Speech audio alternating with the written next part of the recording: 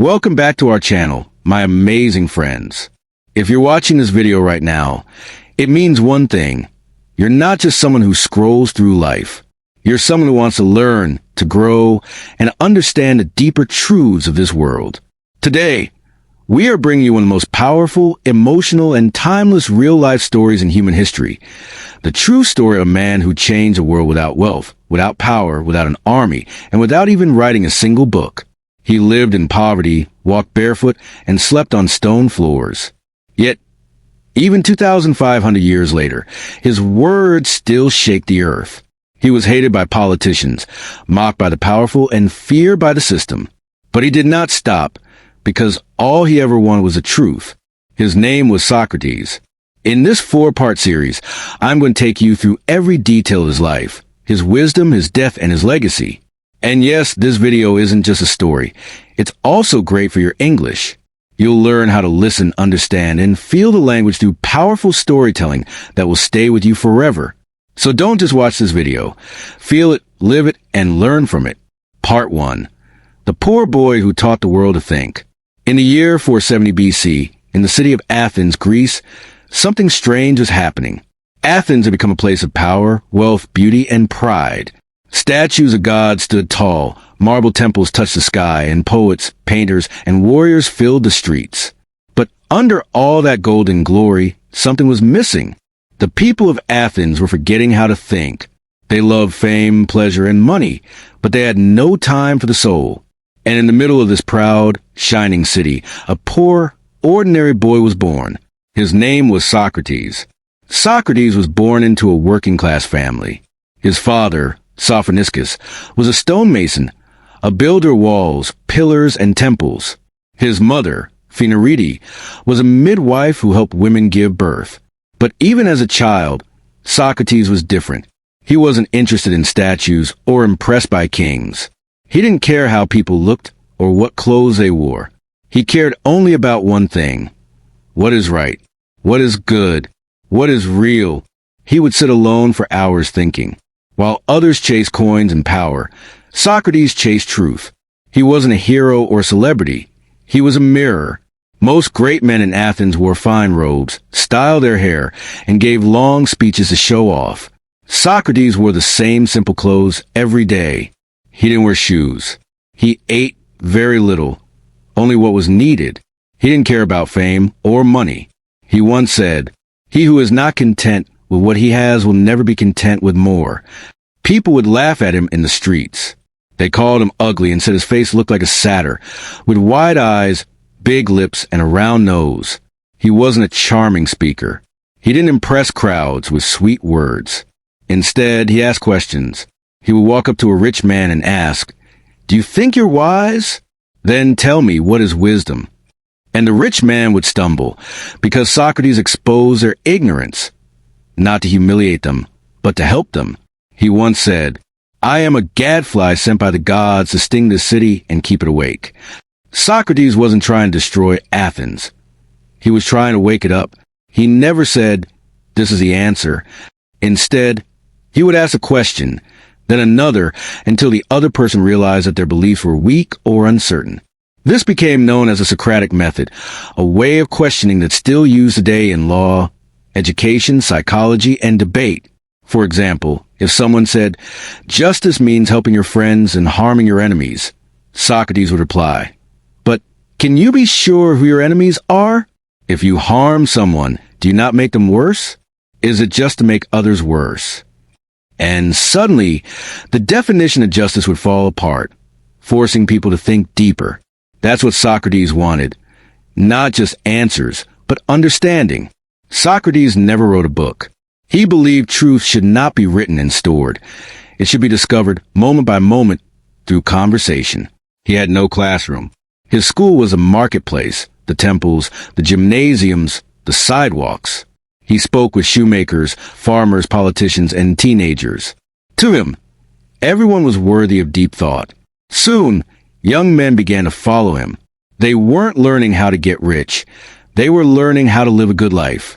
Among his students were those who would later become giants of philosophy, including Plato and Xenophon. They watched how Socrates lived, how he never got angry, never chased pleasure, and never feared poverty. They listened to his questions, his calm voice, his courage. They didn't just follow a teacher. They followed a man who lived what he taught. But not everyone was happy. While his students loved him, the powerful men of Athens hated him. Socrates was dangerous, not because he was violent or loud, but because his questions were powerful. They exposed lies. They made the rich feel weak and the leaders feel small. They made people think. And a city built on pride and image doesn't like to be questioned. By the time Socrates reached the 70s, Athens was no longer the glorious city it once had been. After years of war and political instability, fear filled the city. Fear of rebellion, fear of new ideas, fear change. And in times of fear, societies often look for someone to blame. That someone was Socrates. He wasn't a politician. He didn't lead revolts or write manifestos. But his presence, his voice, and his calm defiance felt like a threat. Because Socrates didn't just question individuals. He questioned the entire foundation of Athens. Its values, its justice system, its leaders, its understanding of right and wrong. Eventually, he was charged with 2 crimes. Corrupting the youth of Athens. Not believing in the gods of the city. But what did these accusations really mean? Many young people loved Socrates. They followed him, watched him question the powerful, and learned to think for themselves. The leaders of Athens hated that. Imagine being a politician who lies to the people. And suddenly, all the teenagers start asking hard questions. That's what was happening. Socrates didn't tell young men what to think. He taught them how to think. And for the ruling elite, that was dangerous. So instead of admitting their own fear and pride, they said, "He's poisoning the minds of our children." In truth, Socrates wasn't corrupting youth. He was awakening them. The second accusation was even more emotional. The people of Athens believed in many gods, Zeus, Athena, Apollo, and more. Temples filled the city. Sacrifices were made, and belief in the gods was tied to loyalty to Athens. Socrates never insulted the gods, but he questioned blind faith. He believed in a higher spiritual force. Continued in part 2. Maybe a single divine voice, a moral guide. Socrates often spoke of a daimonion, an inner voice that guided his decisions. This confused people, and anything that confused them, they feared. So they said, "He doesn't believe in our gods. He's teaching others to do the same." But this wasn't truly about religion. It was about control. In 399 BC, Socrates was officially put on trial. It wasn't a small event. It was a massive public drama. A total of 501 citizens were selected as jurors. There were no lawyers, no judges. Socrates would speak for himself. In ancient Athens, public trials were common, but this one was different. This was the mind versus the mob, truth versus fear, philosophy versus politics. People gathered by the hundreds to watch. His friends came, his students came, the whole city buzzed with tension. And there stood Socrates, now nearly 70 years old, wearing his usual simple clothes, no shoes, no wealth, only words. When Socrates rose to defend himself, everyone expected him to beg for mercy, to cry, or to apologize. But what he said shocked them. He didn't beg. He didn't plead. He stood calm, proud, and fearless. "I am not here to beg you for my life," he said. "I am here to speak the truth." He looked directly at the jurors and declared, "If you think I will stop asking questions, challenging lies, and awakening people just to save my life, you are wrong." He explained that he had never corrupted the youth, never disrespected the gods. He only asked people to live with integrity, to seek virtue, and to love wisdom. And then he said something that shook the whole courtroom, words that would echo through centuries. "The unexamined life is not worth living." That single sentence became one of the most powerful quotes in history. It meant that if you live without thinking, questioning, and reflecting, then you are not truly living. You are merely existing. He reminded Athens, "I do this not for myself, but for this city, for the soul of this democracy. I am your gadfly. I keep you awake." But the city wasn't ready to hear truth. After his speech, the 501 jurors voted, and by a narrow margin, Socrates was found guilty. But that wasn't the end. Now came the sentencing. In Athens, after being found guilty. The accused could suggest their own punishment. Socrates could have said, "Exile me, fire me, let me live in silence." But what did Socrates say? He smiled and suggested this. "I should be given free meals for life at the city's expense, just like an Olympic hero." Why? Because he believed he had done good, not wrong. Eventually, he agreed to a fine, but the jury had already decided. They sentenced him to death, to drink a cup of poison hemlock. The sentence shocked many. Even some jurors regretted their vote. But it was too late. After the sentence, Socrates was taken to prison. But unlike other prisoners, he didn't cry or panic. He continued to talk with his friends calmly about the soul, virtue, life, and death. He told them, "Do not fear death. It is either a deep, peaceful sleep or a journey to another world. In both cases, it is good." He remained in prison for 30 days, enough time for anyone else to escape. Many of his friends begged him to flee. They had the money. They had the plan. He could live safely in another city. But Socrates said, "No, if I run away, I destroy everything I've ever taught." To him, dying for truth was better than living with fear. And so the city of Athens had spoken. The wisest man in the land was to die, not because he was evil, but because he was honest, not because he hurt people, but because he made them think. As Socrates sat in his prison cell, preparing to drink the poison, he had no idea that his story would echo for thousands of years. The men who killed him would be forgotten, but the man they tried to silence would become immortal. Part 2. Socrates' last day. The poison, the prison, and the peace. The city of Athens continued as usual. Markets opened. Citizens argued in the agora. Sculptors chipped away at marble. But in one small corner of the city, Socrates waited to die. He sat calmly in a dim, cold prison cell, not angry, not afraid. The man who had shaken the minds of kings and teenagers alike was now surrounded by stone walls, iron bars, and silence. But even here, Socrates had not changed. His mind was still free. He continued to do what he had always done, think, question, and teach. For most prisoners, the final days would be filled with fear. But Socrates welcomed his students, friends, and even guards into his cell. And what did they find him doing? Teaching, asking questions, discussing the soul, the afterlife, and virtue. Among his visitors were Plato, his most famous student, who would later write everything we know about these final days. Crito, a loyal friend who begged Socrates to escape. Apollodorus, a young follower known for his deep devotion, and many others who couldn't accept that such a great man was being killed by the very city he loved. They brought him food, wine, and offers of escape, but Socrates refused them all. To him, this was not a tragedy, it was a final lesson. One day, Crito arrived before sunrise.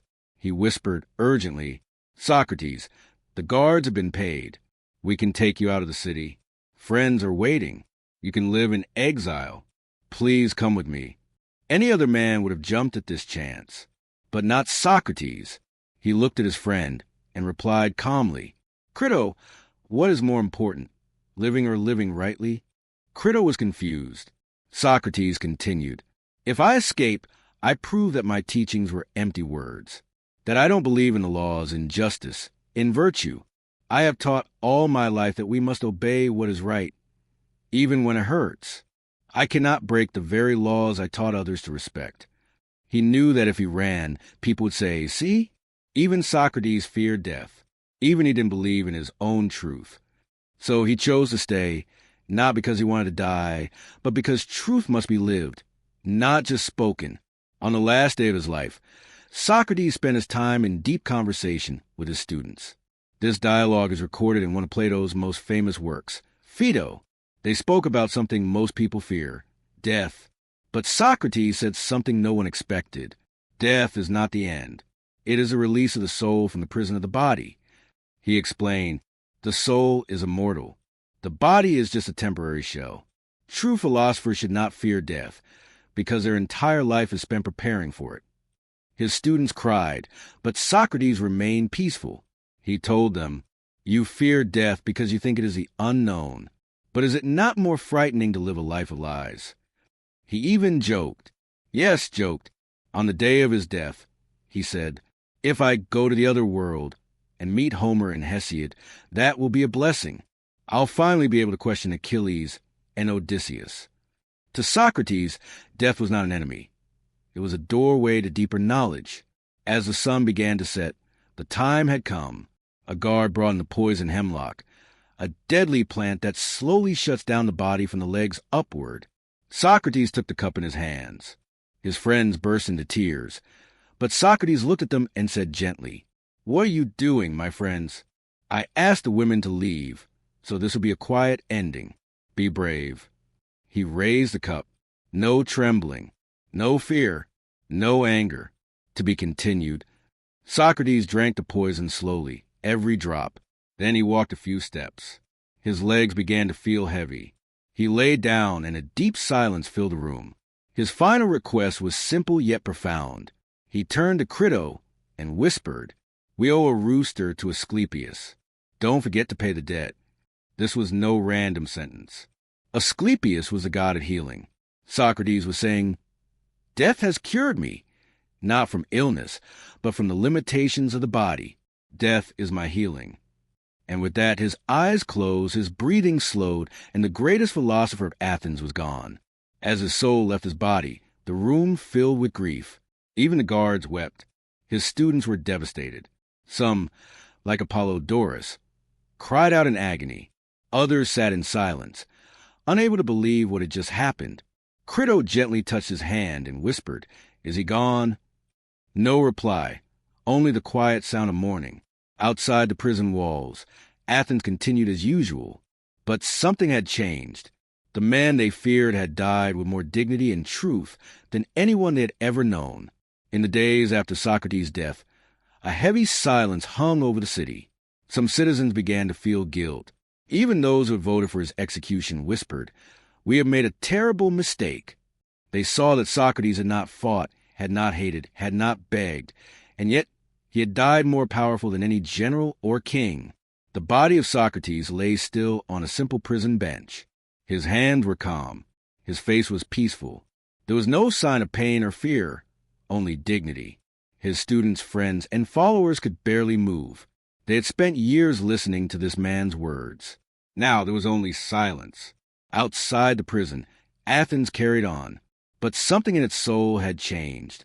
People began to whisper, "Was it right to kill the wisest man in the city?" He harmed no one. He asked questions. He lived simply. The same citizens who once feared him were now filled with guilt. Deep down, they realized something terrible. They hadn't just killed a man. They had killed their conscience. That guilt, that shame, that emptiness became the seed of a new beginning. Among those sitting in the shadows after Socrates' death was a young man named Plato.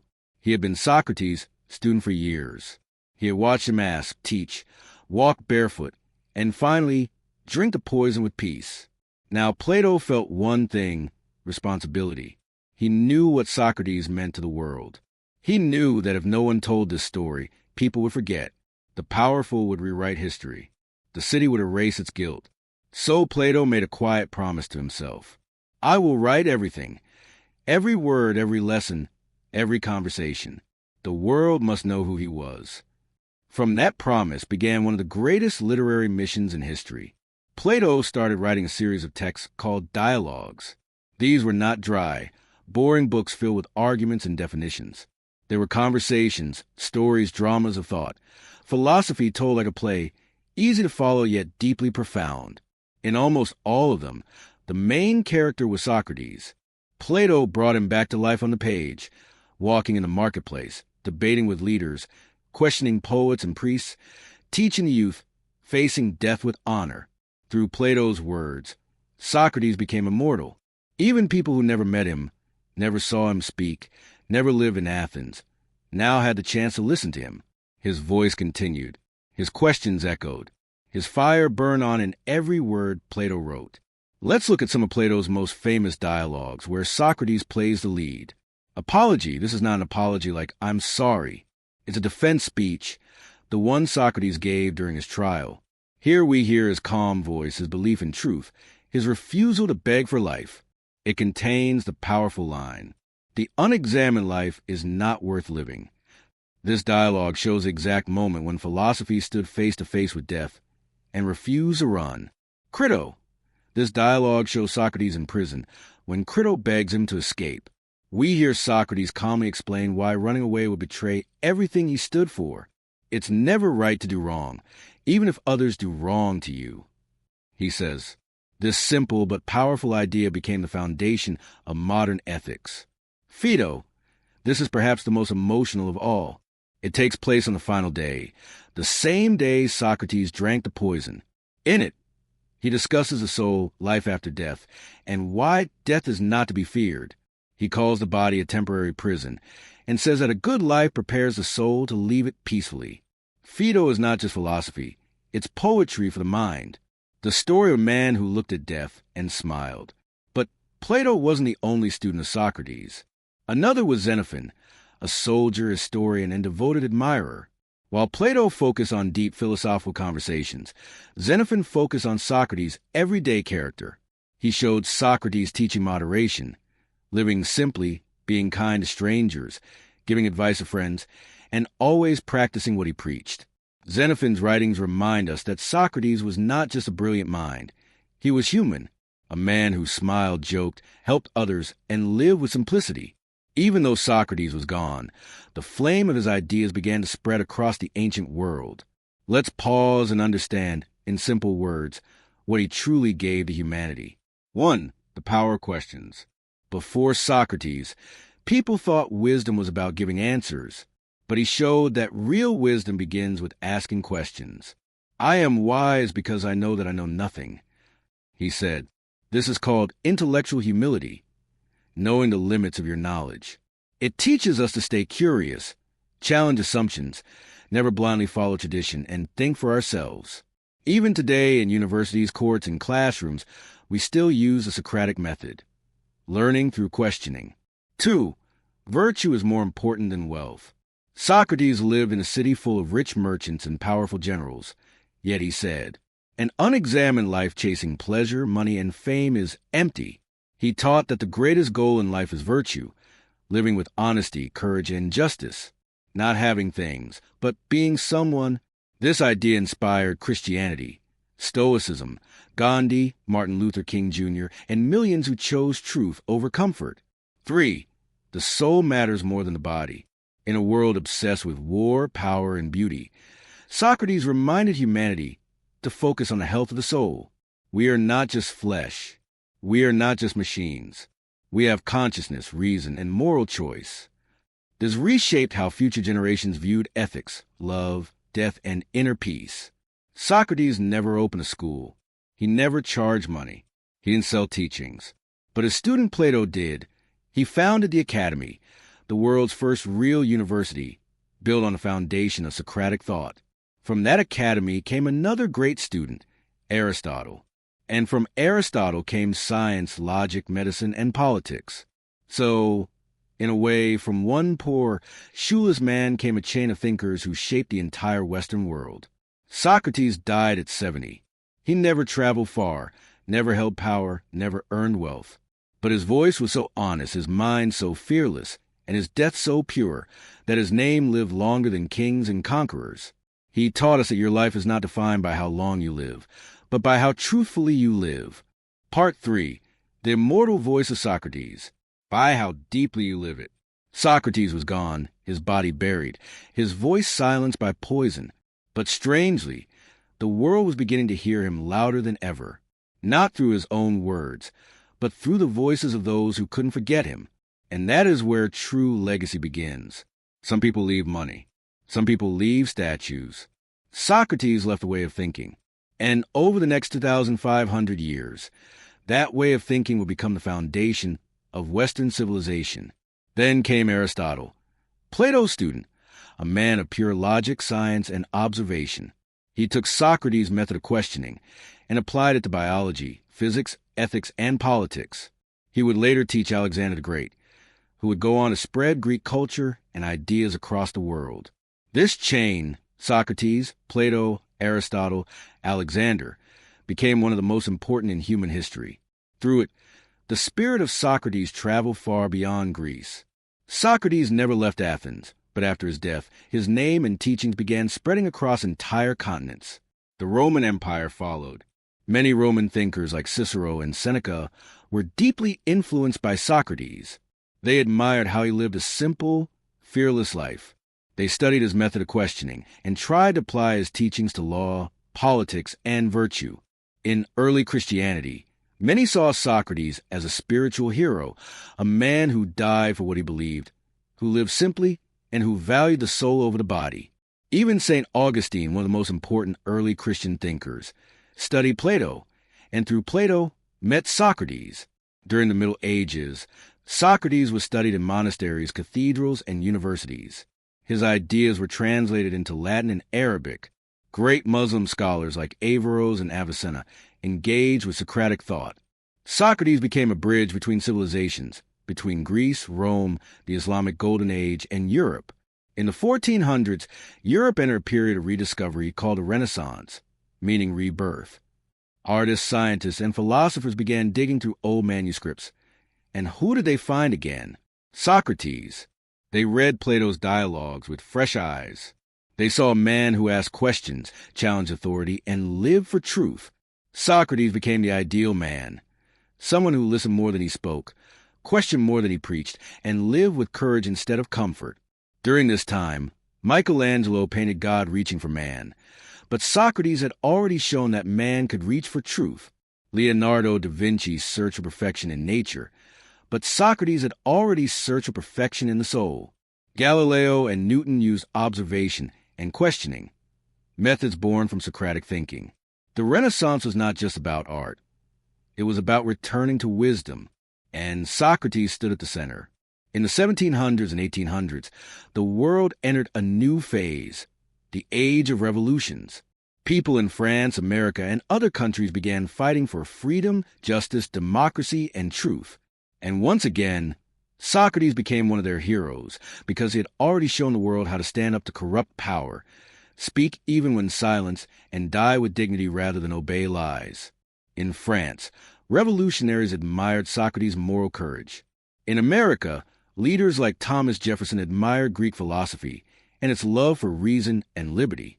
Even in India, great thinkers like Rajaram Mohan Roy read Western philosophy and were moved by the Socratic spirit of truth-seeking. Was Socrates only important in the West? No.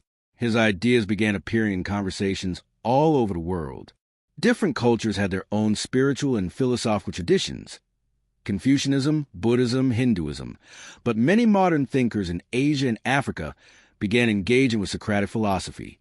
They saw in Socrates a universal message. Be honest with yourself. Lie with purpose. Think deeply. Question blindly accepted ideas. These are not Western ideas. They are human ideas. Do you know what most universities, classrooms, and even law schools around the world use today? The Socratic method. When a professor asks students, "What do you think about this idea? Why do you believe that? Can you prove it? What if the opposite is true?" That's Socrates speaking through them. He turned teaching into a conversation, not a lecture. He made learning about thinking, not memorizing. Doctors use questioning to diagnose. Scientists use hypotheses and testing. Lawyers use cross-examination. Teachers use dialogue instead of commands. Socrates lives in every question that makes us smarter. Even today, in every country, there are people like Socrates, people who speak the truth, question the system, make people uncomfortable, and try to help others think clearly. Many of them are punished, just like he was. Journalists are arrested, activists silenced, students threatened, teachers fired, whistleblowers hunted. Why? Because truth is still dangerous, just like it was in Athens. That's why Socrates' story still matters today. He reminds us that even if they silence your voice, your ideas can live on, if they are real, honest, and powerful. Socrates never tried to be famous. He didn't want followers. He didn't care about glory. He just wanted people to live better, think deeper, and be more human. And if you ever ask yourself a hard question, refuse a lie, followed your conscience instead of crowd, or chosen to do what's right instead of what's easy, then a part of Socrates lives in you. Socrates was executed to silence him, but that death became a louder voice than any speech. His life was not about shouting. It was about asking. His death was not about fear. It was about peace. His legacy was not about power. It was about truth. And as long as truth matters, as long as humans think, as long as one person dares to speak against a mob, Socrates is still alive. Socrates died long ago, but he is not gone. Every time someone questions the system, chooses honesty, lives simply, faces fear with peace, speaks even when it's dangerous, or thinks of themselves, Socrates is alive. He was not a god, not a prophet, not a warrior. He was a human being, just like you, and that is the most powerful message of all. If one simple man in sandals, with no money and no power, could change the course of human thought forever, then what about you? What truth is inside you? What fear must you face? What lie must you question? What courage is waiting to be born? Let the story of Socrates remind you that you don't have to be perfect, rich, or powerful. You only have to be true, and the world will remember you.